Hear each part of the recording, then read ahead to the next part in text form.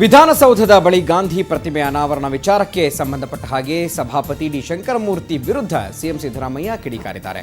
ಆರ್ಎಸ್ಎಸ್ನ ಸೂಲಿಬೆಲೆ ಚಕ್ರವರ್ತಿಯನ್ನ ಭಾಷಣ ಮಾಡಲು ಕರೆತಂದಿದ್ದ ಶಂಕರಮೂರ್ತಿ ಕೂಡ ಆರ್ಎಸ್ಎಸ್ ಮನುಷ್ಯ ಅಂತ ಆಕ್ರೋಶ ವ್ಯಕ್ತಪಡಿಸಿದ್ದಾರೆ. ಸೂಲಿಬೆಲೆ ಒಬ್ಬ ಕೋಮುವಾದಿ ಅಂತ ಯಾರೋ ಹೇಳಿದರು.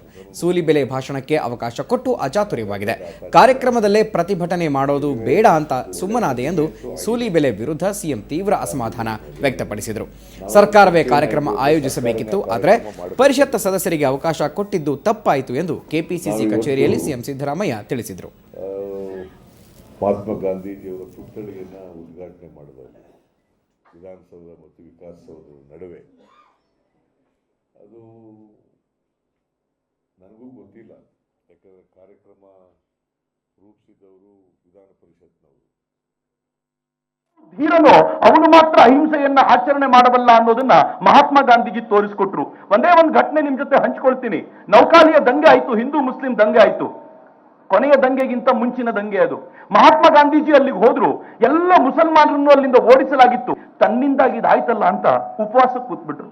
ಅಲ್ಲಿರೋ ಹುಡುಗರೆಲ್ಲ ಮಹಾತ್ಮ ಗಾಂಧೀಜಿ ಉಪವಾಸ ಕೂತಿದ್ದನ್ನ ನೋಡಿ ಬಹಳ ನೊಂದುಕೊಂಡು, ನಮ್ಮಿಂದ ತಪ್ಪಾಯ್ತು, ಉಳಿದಿರುವ ಮುಸಲ್ಮಾನರನ್ನ ರಕ್ಷಣೆ ಮಾಡೋ ಜವಾಬ್ದಾರಿ ನಮ್ಮದು, ನಾವು ಕೈಯಲ್ಲಿ ಶಸ್ತ್ರ ಹಿಡ್ಕೊಂಡು ಅವ್ರ ರಕ್ಷಣೆ ಮಾಡ್ತೀವಿ ಅಂತ ಅನೇಕ ತರುಣರು ನಿಂತರಲ್ಲ.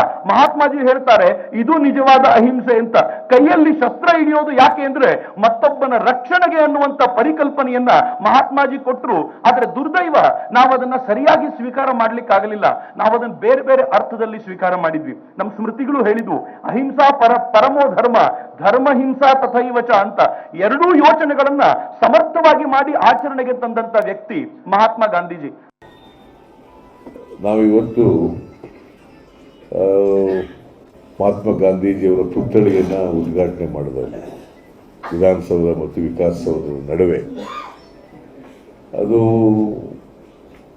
ನನಗೂ ಗೊತ್ತಿಲ್ಲ, ಯಾಕಂದರೆ ಕಾರ್ಯಕ್ರಮ ರೂಪಿಸಿದವರು ವಿಧಾನ ಪರಿಷತ್ನವರು.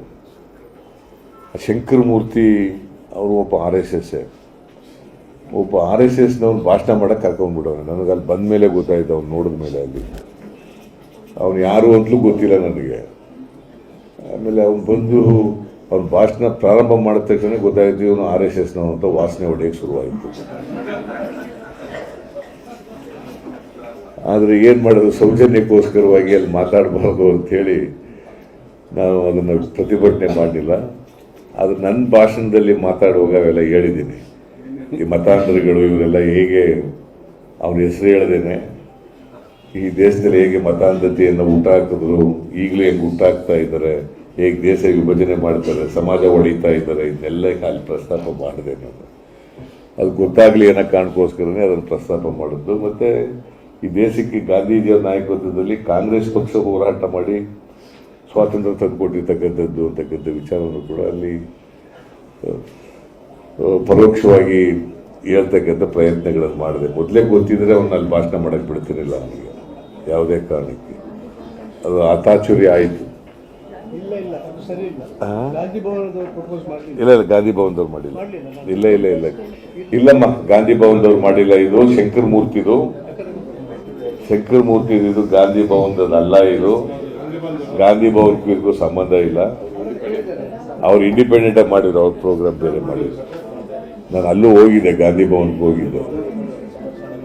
ಸೊ ಅದು ಅತಾಚುರ್ಯ ಆಯಿತು. ಆದರೂ ಏನು ಮಾಡೋದು, ಅದು ಗಾಂಧಿ ಪ್ರತಿಮೆ ಆದ್ರಿಂದ ನಾವೇ ಗಲಾಟೆ ಮಾಡೋದು ಬೇಡ ಅಂತೇಳಿ ಸುಮ್ಮನಾಗಬೇಕಾಗ್ಬರ್ತು. ಗೊತ್ತಿದ್ರೆ ಯಾವ ಕಾರಣಕ್ಕೂ ಕೂಡ ಅವನಿಗೆ ಎಂಥದವನು ಸೂಲಿಬೆಲೆನೋ ಎಂಥ ಬಲೆನೋ, ಚಕ್ರವರ್ತಿ ಸೂಲಿಬೆಲೆ. ಆಮೇಲೆ ನನಗೆ ಈ ಅಮ್ಮ ಬಂದು ಹೇಳಿದ್ದು ಇವನು ಭಾಳ ಕೋಮುವಾದಿ, ದೊಡ್ಡ ಕೋಮುವಾದಿ, ಆರ್ ಎಸ್ ಎಸ್ನವನು. ಆಮೇಲೆ ನಮೋ ಬ್ರಿಗೇಡ್ನ ಅಧ್ಯಕ್ಷ ರಾಜ್ಯ ಅಂತ ಹೇಳಿ ಉಗ್ರಪ್ಪನು ಈ ಅಮ್ಮನು ಹೇಳಿದ್ರು. ನಂಗೆ ಗೊತ್ತಿರಲಿಲ್ಲ, ಅವ್ನು ಯಾರು ಮುಖನೂ ನೋಡಿರಲಿಲ್ಲ ಅವನಿಗೆ. ಸೊ ಹಾಗಾಗಿ ಅದು ಅತಾಚುರ್ಯ ಆಗ್ಬಿಟ್ಟಿದೆ. ಬಟ್ ಎನಿವೇ ಒಂದು ಒಳ್ಳೆ ಪ್ರತಿಮೆ ಅಂತೂ ಆಗಿದೆ, ಗಾಂಧಿ ಪ್ರತಿಮೆ.